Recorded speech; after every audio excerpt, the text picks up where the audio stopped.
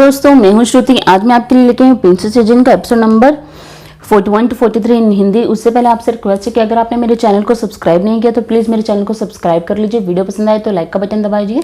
तो चलिए अब हम शुरू करते हैं। एपिसोड की शुरुआत में दिखाते हैं कि यानशिन जंगचाइलो के पास पहुंचता है, तभी शनेर भी रोते हुए वहां पहुंचती है। शनेर यानशिन से कहते हैं कि अगर तुम मुझसे शादी नहीं करना चाहते तो मत करो, पर ये लड़ाई बंद कर दो वरना मेरे पिताजी तुम्हें मार देंगे। मैं यह नहीं देख पाऊंगी। तभी वहां सोंग आता है और शनेर से कहते हैं कि ये तुमसे शादी के लिए नहीं बल्कि हमसे बदला लेने के लिए ये सब कर रहा है। तुम मुझसे खुद भी पूछ सकती हो। यानशिन शनेर से कहता है कि तुम्हारे पिताजी कभी मेरी शादी तुमसे फिक्स नहीं करना चाहते थे। उन्होंने मुझे मरवाने के लिए मंदिर के पास अपने सैनिकों को खड़ा कर रखा था। अगर मैं शादी के लिए हाँ भी कर देता तो भी ये शादी नहीं कर पाता। वो सोंग से कहते हैं कि हमारी दोस्ती की खातिर मैं तुम्हें आज जाने देता हूँ, तुम यहाँ से चले जाओ। सोंग अपना एक कपड़ा काट कर कहता है कि आज से मेरा और तुम दोनों का रिश्ता आपस में खत्म हुआ। आज से जब भी हम तीनों मिलेंगे तो बस एक दुश्मन की तरह मिलेंगे। शनेर यानशिन के पैर पकड़ने लगती है। यानशिन पीछे हो जाता है। फिर वो यानशिन के कपड़े को पकड़ लेती है और कहती है कि तुम ये लड़ाई बंद कर दो। मैं तुमसे शादी नहीं करूंगी, पर मैं तुम्हें मरता हुआ नहीं देख सकती। मेरे पिताजी तुम्हें मरवा देंगे। तुम ये लड़ाई बंद कर दो। यानशिन उसे कहते हैं कि मैं मेरे दुश्मन की लड़की के सच्चे प्यार को बर्दाश्त नहीं कर सकता, और ये कहकर वो और जंगचाइलो वहां से निकल जाते हैं।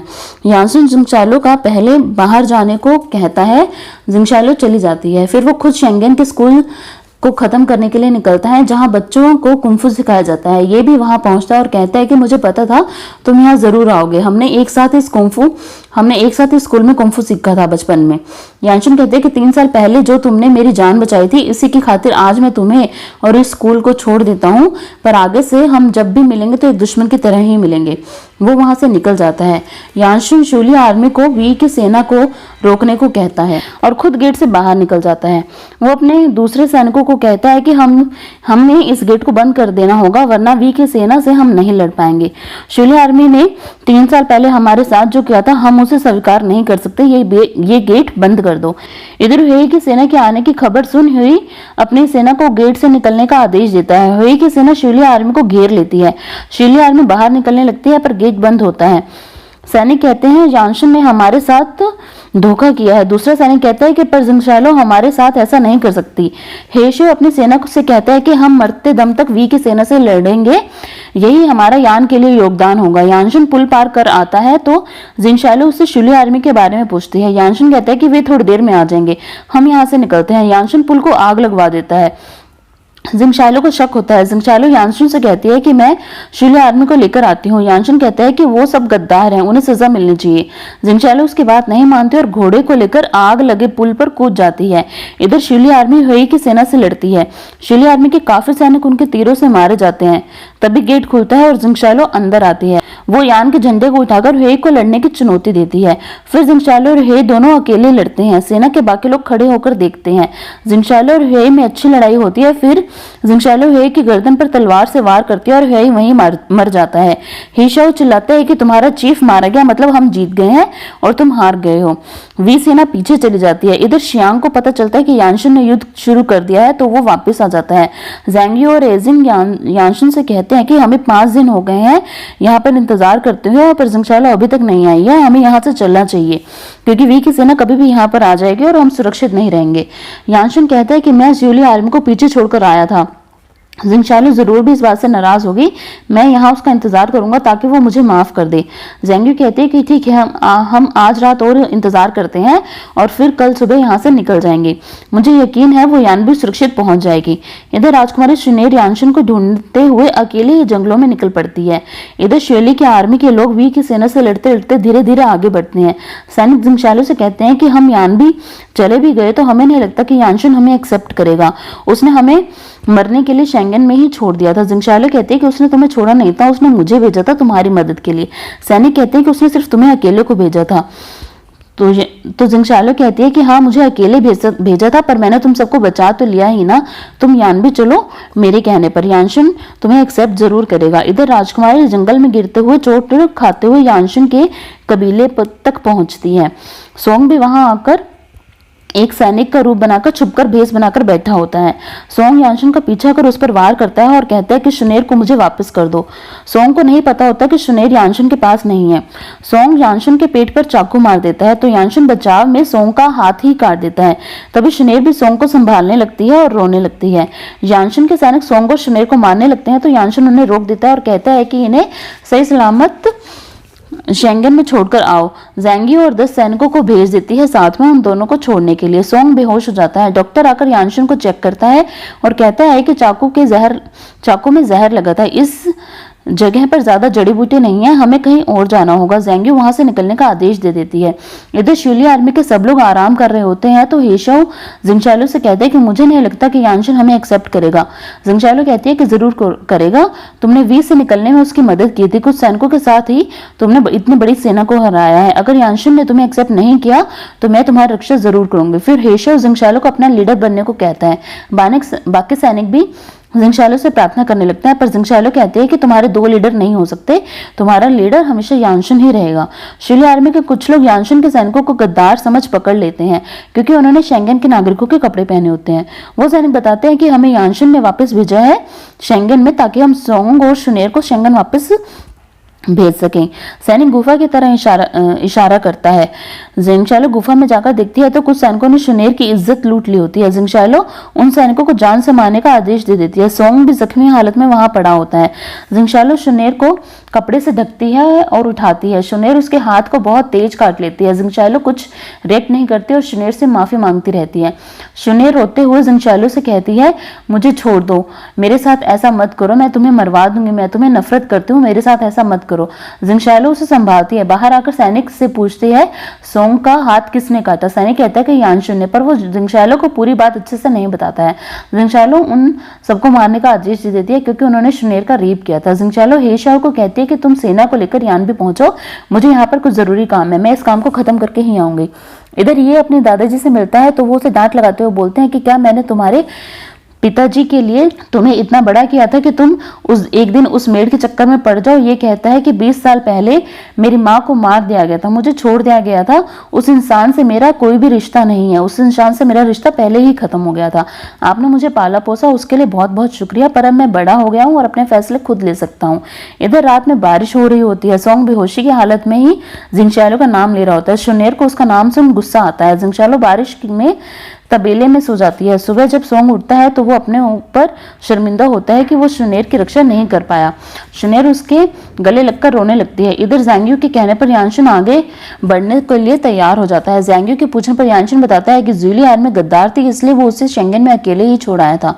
जैसे वी महाराज को लगा था कि हम गद्दार हैं तो उन्होंने पूरे यानबी को ही खत्म करवा दिया था, वैसे गद्दार को हमेशा ही खत्म करवा देना चाहिए। हम शुली आर्मी को कभी एक्सेप्ट नहीं करेंगे, अगर वो वापस भी आ जाते हैं तो भी उन्हें सजा मिलेगी। सोंग के बुलाने पर जिंगशालो अंदर आती है। सोंग उसे कहता है कि मैं तुम्हें नफरत करता हूँ, तुम यहाँ से चले जाओ, हम खुद ही शेंगन पहुंच जाएंगे, हमारे जीने और मरने से तुम्हें कुछ लेना देना नहीं है, तुम हमारे दुश्मन हो। जिंगशालो कहते कि शेंगन जाने में 2 दिन लगेंगे, मैं नहीं चाहती कि शुनेर के साथ वो सब दोबारा घटना हो जाए जो अभी घटी है। शुनेर भी सोंग से जिंगशालो को साथ ले जाने के लिए कहती है, पर सोंग कहता है कि क्या अब हम हमारे दुश्मन ही हमारी रक्षा करेंगे? ये कहने के बाद वो चुप हो जाता है। शुनेर सोंग को बैलगाड़ी में लिटा कर ले जाती है। जिंगशालो भी घोड़े पर पीछे उनके साथ चलते रहते हैं। फिर वो शेंगन की सीमा के पास वाले घर में आते हैं। जिंगशालो को बुखार हो जाता है और वो बेहोश हो जाती है। शुनेर उसे दवाई देती है और कहती है कि अगर तुम मर गई तो हमें शेंगन सेफली कौन छोड़ेगा। फिर वो सीमा के पास पहुंचते हैं। सोंग उसका शुक्रिया अदा करता है और यानशन की बुराई करता है। जिंगशालो कहते हैं कि अगर हमने युद्ध नहीं छेड़ा होता तो यानशन आज जिंदा नहीं होता। 3 साल पहले महाराज ने उसकी पूरी फैमिली को खत्म कर दिया। अब वो अपनी बेटी की शादी के बहाने यानशन को भी मरवाना चाहते थे। हर कोई जानता है कि महाराज यानशन को यानबी तो नहीं जाने देते, पर फिर भी मैं तुम्हारा शुक्रिया अदा करती हूँ कि इन 3 सालों में जो तुमने हमारी रक्षा की उसके लिए। ये हमारा भाग्य है कि हमें इस तरह जीना पड़ेगा। जिंगशालो वहां से चली जाती है। तभी शियांग वहां पहुंचता है। शुनेर सारे इल्जाम जिंगशालो पर लगा देती है और शियांग को जिंगशालो को मारने को कहती है। शियांग सोंग से शुनेर का रास्ता पूछता है। सोंग उसे गलत रास्ता बताता है, पर शुनेर शियांग को सही रास्ता बता देती है और शियांग अपने सैनिकों के साथ उसके पीछे चला जाता है। इधर महाराज सोंग और शुनेर की खबर सुन बड़े गुस्से में होते हैं और जिंगशालो को मारने का आदेश दे देते हैं। तभी लैन वहां खड़ी रो रही होती है। महाराज लैन को गले लगाकर कहते हैं कि तुम चिंता मत करो, मैंने सारे सैनिकों को बोल दिया है कि वो हमारे बेटे हुयर को ढूंढ कर लाएं। जल्दी ही हमें उसकी कोई खबर मिलेगी।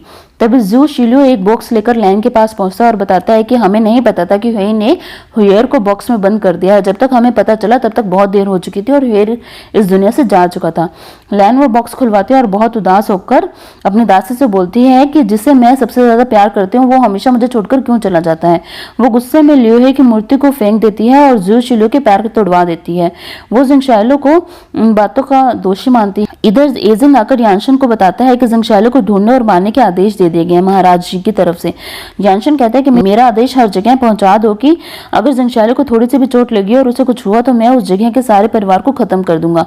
इधर शोये शुनेर से मिलता है और शुनेर शोये से कहती है कि मुझे पता है कि तुम बचपन से मुझे पसंद करते हो, मैं तुमसे शादी कर लूंगी पर सिर्फ एक ही शर्त पर कि तुम जिंगशालो को खत्म करवा दो। इधर ये के दादाजी ये से कहते हैं कि महाराज ने जिंगशालो को मारने के आदेश दे दिए हैं, तुम उससे दूर रहना, अगर तुम उससे मिलोगे तो तुम्हारे लिए सही नहीं होगा। ये कहता है कि अगर आपके प्यार को कि आपने भी आपके प्यार को बचाने के लिए अपने पैर गंवा दिए थे, आप मुझे ऐसे क्यों रोक रहे हैं। दादाजी कहते हैं कि मैं उस बात को याद कर बहुत पछताता हूँ। ये कहता है कि अगर आप उस दिन उसे नहीं बचाते तो आप शायद ज्यादा पछताते, इसलिए मुझे भी मत रोकिए। इधर जिंगशालो सैनिकों से लड़ते लड़ते एक बुद्धू इंसान से मिलती है।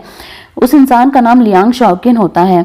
वो उसके घोड़े का फायदा उठाकर उसके साथ वहां से भाग जाती है। भागते वक्त वो लियांग शाओकिन के कुछ डॉक्यूमेंट्स और पैसे गिरा देती है।